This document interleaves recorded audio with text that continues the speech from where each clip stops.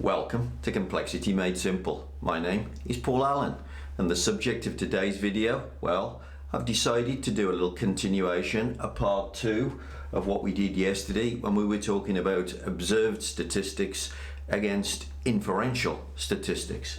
Because yesterday I was talking about just understanding a defect rate and being able to predict that there's a much different defect rate to what you're observing in the figures.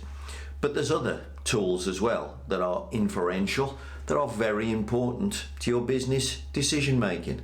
So let's look at a couple of other areas where you would collect data and then draw conclusions from the observation and basically make mistakes. So the first one is the idea of just looking at the last two data points. So in other words, what you do is you look at this data point and this data point, and you only look at those two numbers. So in other words, you look at numbers only. You don't look at patterns. So if you look, and this senior management do this all the time, they have a weekly review or a monthly review, and they go, how are we doing against last month? And they go, we've gone up. And they say we're improving. If I take that away and draw a different inference, because what am I doing again? What I'm doing, by looking at the previous data, I'm looking at the previous pattern, and then I'm saying, does this new data point belong with the previous pattern? And if the answer is yes, then what am I going to conclude? I'm going to conclude that the process isn't actually changing. I mean, don't forget, would you expect each data point to be exactly the same if your process is not changing? In other words, have you ever seen a graph do that? Now, this process is stable, look, it's not moving anywhere, it's not changing. But that doesn't mean it'll give you the exact same result every time. So again, you're drawing a different inference by looking at the previous pattern. Senior managers, you make that mistake all the time. But a really important point is never look at numbers, always look at patterns, because then you'll be drawing a better inference as to what's going on. Where's the other area where you typically need inferential statistics? Well, it's the idea, of course, of making some deliberate process change. So maybe you come up with a new supplier, you decide a new supplier will be better for your system. So we collect data from the original supplier, supplier A. Then we get some parts from supplier B.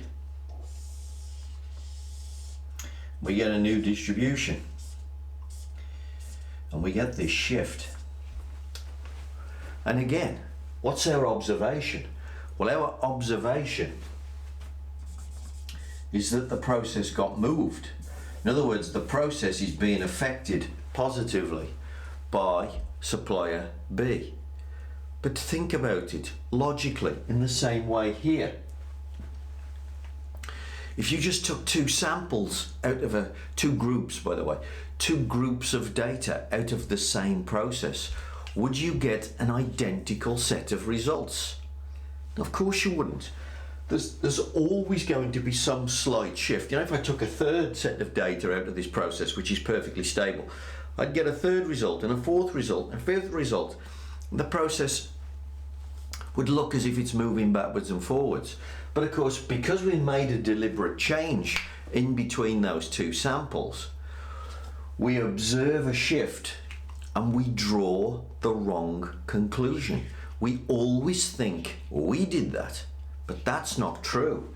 That might have happened anyway. And of course, you need tools like hypothesis tests. That's why you were taught them at university. Because without them, you cannot make correct decisions. All of science uses hypothesis tests. If a scientist tries to test a new cancer treatment, obviously the two groups of cancer patients won't produce the same level of survival rate. So how does he know that the new cancer treatment did that? Well, he does a hypothesis test because he draws a proper inference. So hypothesis testing, super important. What technique essentially are you using up here? Well, you're using statistical process control, and again, it's drawing an inference. It's telling you if the process is moving, if the process is moving in a positive direction, or if the process is stable. These are all inferential techniques. CPK, working out probability distributions. They are all inferential techniques, and without them, businesses make stupid decisions. Inferential statistics are super important to world-class decision making. Use inferential techniques, make better decisions, and make piles and piles of cash.